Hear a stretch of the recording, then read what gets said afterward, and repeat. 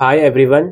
इग्नू दिसंबर 2024 के examination start होने में लगभग 20 दिन बाकी हैं और इन 20 दिनों में अब आपको अपनी प्रिपरेशन करनी ही है। जो पहले से प्रिपरेशन करता हुआ आ रहा है वेल एंड गुड है। जिसने प्रिपरेशन नहीं करी अब ये हाई टाइम है, प्लीज़ प्रिपरेशन स्टार्ट कर दीजिए। अब किसी और चीज़ का इंतज़ार आपको नहीं करना है।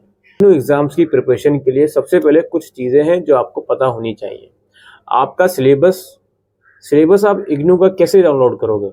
आप सिंपली इग्नू अपना प्रोग्राम कोड और सर्च करो प्रोग्राम गाइड, जैसे IGNOU MCom programme guide, IGNOU MBA programme guide. वो प्रोग्राम गाइड जब आप डाउनलोड करते हो तो उसमें आपका जो भी सिलेबस होता है वो आपको मिल जाता है। आपको क्लैरिटी मिल जाएगी कि कौन कौन से टॉपिक्स आपके एग्जाम्स में आएंगे या आपके सिलेबस में है। दूसरा टास्क जो आपका होता है प्रीवियस ईयर पेपर्स को डाउनलोड करना। प्रीवियस ईयर पेपर्स इग्नू के अंदर बहुत ज़्यादा यूजफुल होते हैं, इस बात को आप लोग समझ लीजिए। प्रीवियस ईयर पेपर्स को आप देखिए और कम से कम 5 सेशन के, मिनिमम बता रहा हूँ मैं, 5 से 7 सेशंस के पेपर देखिए, क्योंकि इग्नू के अंदर साल में 2 बार पेपर होते हैं। जो भी आपका कोर्स है उसके 2 बार एग्जाम्स हुए होंगे, एक जून में और एक दिसंबर में।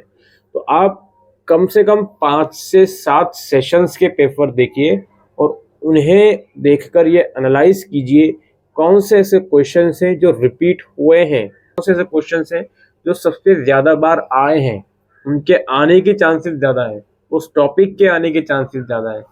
इस चीज़ को एक नोट बनाकर रखिए और उस टॉपिक को हाईली तरीके से कवर कीजिए।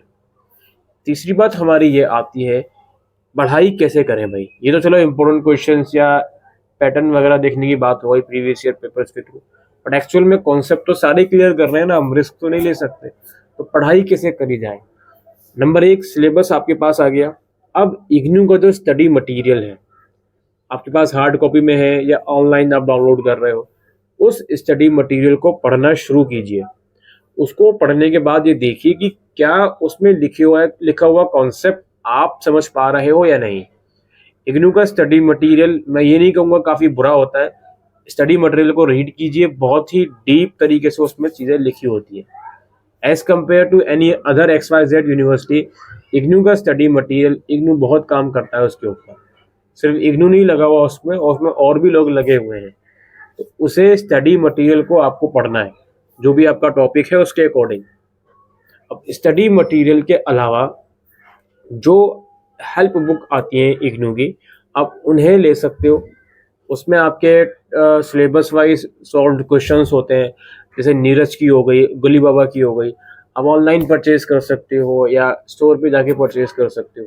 आप अगर आपको डाउट होता है कि क्या इन बुक्स से मेरी हेल्प होगी या नहीं होगी, तो इसका बिल्कुल सा सिंपल सा क्लियर कट आंसर ये है, एक सब्जेक्ट की बुक ले लो किसी, उसे पढ़कर देखिए। अगर आपको लगता है कि उस सब्जेक्ट का नीरज या गुली बाबा बुक के अंदर मटेरियल अच्छा है, आपको समझ में आता है, तो यू कैन परचेज जो बाकी के सब्जेक्ट हैं उसकी बुक भी आप परचेज कर सकते हो। इसके अलावा जो आपका कॉन्सेप्ट है उस कॉन्सेप्ट को यूट्यूब के थ्रू समझिए। यूट्यूब आज के टाइम पर भंडार बना हुआ है अलग अलग वीडियोस का, उसे देखिए, उसे समझिए, उसके कॉन्सेप्ट को समझिए। और सबसे इम्पोर्टेंट बात, नोट्स ज़रूर बनाइए अपने, क्योंकि एक बार आपने वीडियोस देखी या कुछ भी आपने देखा, उसे समझने के लिए आप चाहे शॉर्ट नोट ही सही वो बनाइए, ताकि नेक्स्ट टाइम आपको समझने के लिए फिर वही 15-20 मिनट की वीडियो ना देखना पड़े। जो नोट्स आपने बनाए हैं उसे आप देखो, तो आपके माइंड में सारी चीज़ें रिमाइंड हो जाए कि हाँ इस टॉपिक का ये मतलब है। इसे आप लोग कीजिए, ये चीज़ें आप लोगों के लिए बहुत यूज़फुल हैं।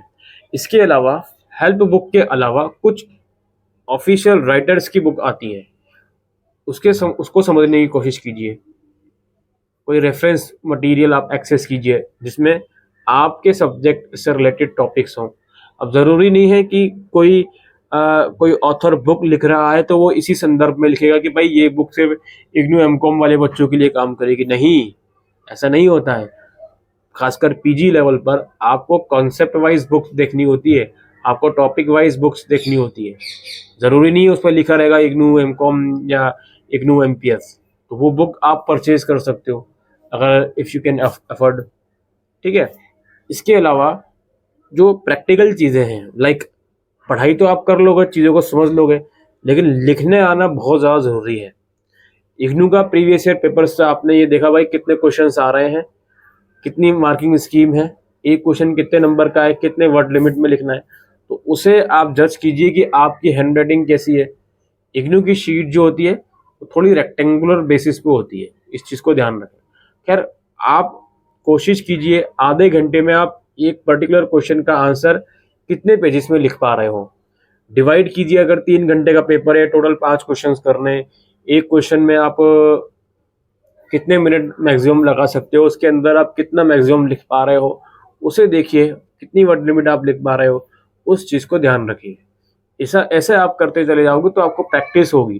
क्योंकि सिर्फ देखो, आज के टाइम पर रट लेना चीज़ों को, या इवन कॉन्सेप्ट भी आपको समझ में आ गया, लेकिन जब तक आपको लिखने की प्रैक्टिस नहीं होगी तो वो कॉन्सेप्ट समझ में तो आ गया आपका, आप चाहो तो मुझे भी समझा सकते हो, किसी और को भी समझा सकते हो, लेकिन जब तक आप उसको पेपर पे लिखोगे नहीं, आप टाइम मैनेजमेंट अपना अच्छा नहीं करोगे तो दिक्कत करेगा।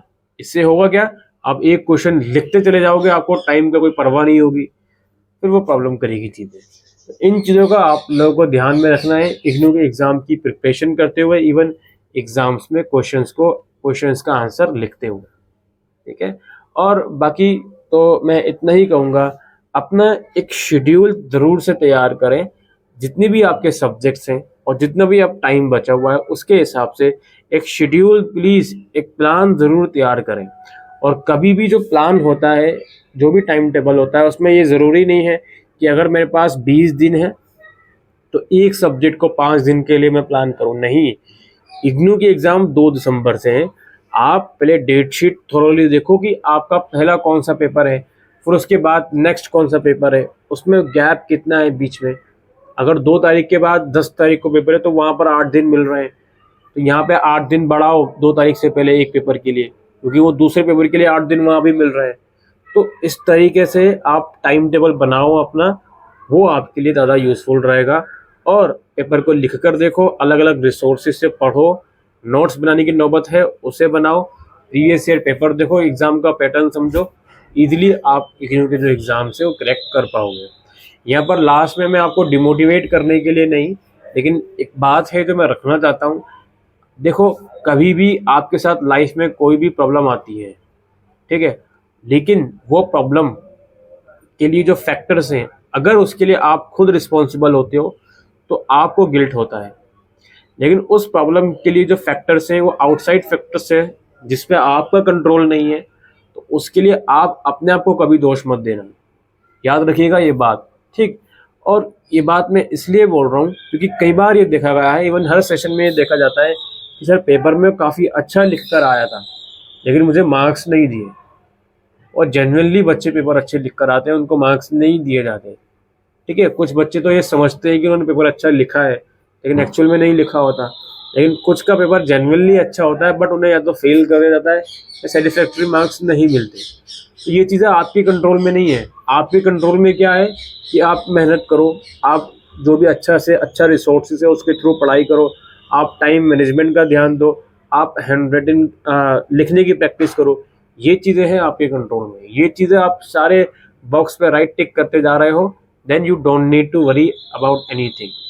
मार्क्स उन लोगों ने अच्छे नहीं दिए, कोई बात नहीं जी, हम रेवोल्यूशन डाल देंगे, हमारे पैसे खर्च हो रहे हैं, कोई बात नहीं, कोई ऑप्शन नहीं है ना हमारे पास, ठीक है। अब कोई ऑप्शन नहीं है हमारे पास, कोई ऑप्शन जो भी हमारे पास थे हमने सब यूटिलाइज कर लिए, अब हम क्या कर सकते हैं, कुछ नहीं कर सकते।